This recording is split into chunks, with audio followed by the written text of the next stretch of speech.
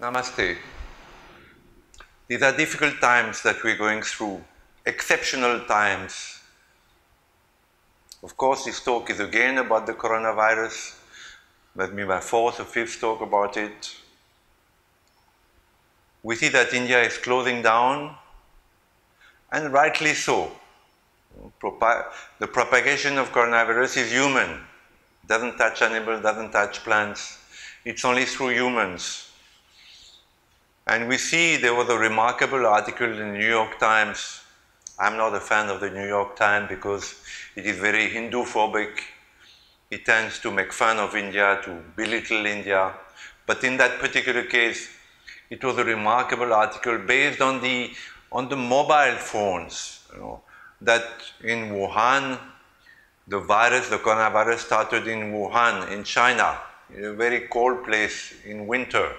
Probably in November, in markets where there is no hygiene and where people eat live animals or have live animals killed in front of them before they take them home.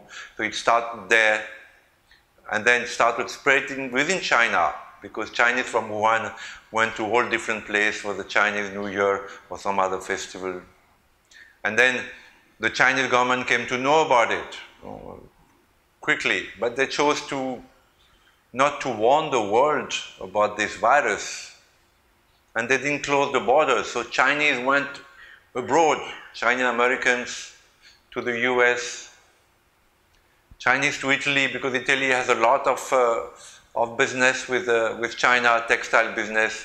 Italy is also one of the only countries that supports the new Silk Road, what the Chinese call the Belt Road, that crosses the Himalayas through Pakistan-held Kashmir and goes into Pakistan, and from there the Chinese want to flood the world with their goods. So it spread all over the world.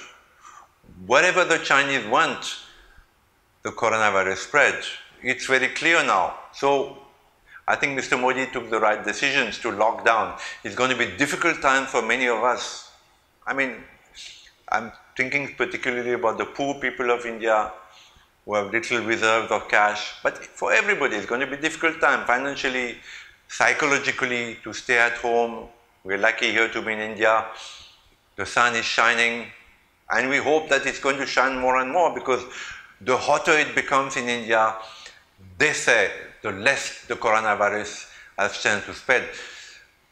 What is positive actually is that because of the enmity between China and India, India has little contact with Chinese. There are very few Chinese people in India, maybe in Delhi, in the Chinese embassy, but very, very few Chinese. In France, for instance, my country, a lot of Chinese are in France, either for business or for tourism, or they settled there, first, second generation Chinese are there in France. So there's been a coming and going between France and China. Not the case in India. So it is my prayer that in India, the effect of the coronavirus is much less than in other countries. I have a doubt, however, how the government intends to control the going of people, because okay, you close the airports, domestic, international, stop the trains, stop the buses, but I see here in Tamil Nadu, in the villages, that life goes on. Fishermen still go out, people live together, 7, 8, 10 in a small room or in a small house. So I don't know how they're to control. The only hope is that not too many people, not too many Chinese have come to India. Thus, the spread of the virus will be limited. And in a few weeks' time, we can all come out of our homes and start a normal life again. Again, I would like to come back to that karma, to that Chinese karma.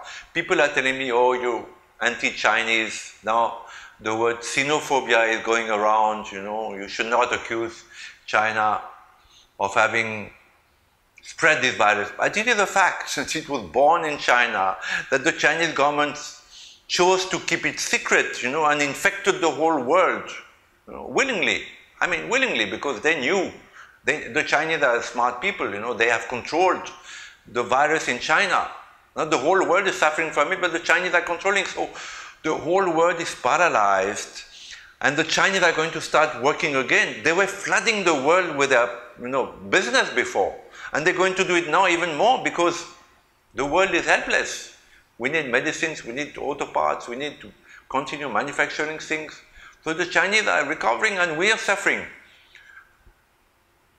I would like the world to learn a lesson from this, that we need to have less dependency on the Chinese, because the Chinese have a thirst for domination. Okay, we may not call them Asuric or demonic, but they have a thirst for world domination. There's a thirst for hegemony, to control not only their immediate environment, to take Tibet and Taiwan and Hong Kong and, Arunachal Pradesh, but also the whole world. They want to dominate economically and politically the world. And this is a danger to the world. And this coronavirus has come as a warning to us. We need to heed that warning. We need to have less dependency on the Chinese. The world needs to look at India, a democratic country, a friendly country. A country where, there is a system in place, where your copyrights, your products are safe. They're protected by the courts of India. So the world needs to go away from China and to come to India. At the moment, however, it looks as if the Chinese are going to have the upper hand, and this worries me more than the coronavirus. And finally, what I would like to say is, yes, we need to take precautions. It is clear now that the coronavirus spreads through human proximity. But fear multiplies it by 100. People are getting so scared. There is a panic gripping the world. In India, we see, in Pondicherry, we see people hoarding, people who are disciples of gurus, of great gurus like the mother of Sri Aurobindo, being seized by panic and fear. This multiplies the risk of the coronavirus. The more you're afraid, the more your immunity goes down. We need to practice pranayama and yoga and meditation to keep a strong mind, a strong psychology, because that makes us immune. Not only the separation of people, the social, social distance from people, but also a strong psycho, a strong psychic, a strong mind. So this is my prayer. Keep a distance, but remain strong. Use these ancient tools of India which have taken over the world. Pranayama, meditation, some Ayurvedic medicines. Every morning we drink neem juice, for instance. Neem is such an ancient tree in India. It's got so many properties. It boosts your immunity. Every morning, my wife and I, we put 20 leaves of neem leaves, pure neem leaves, in a mixer, little water, mix it, strain it, and drink it. There are so many remedies in Ayurveda, so keep these ancient tools and keep strong and healthy and happy. Namaste.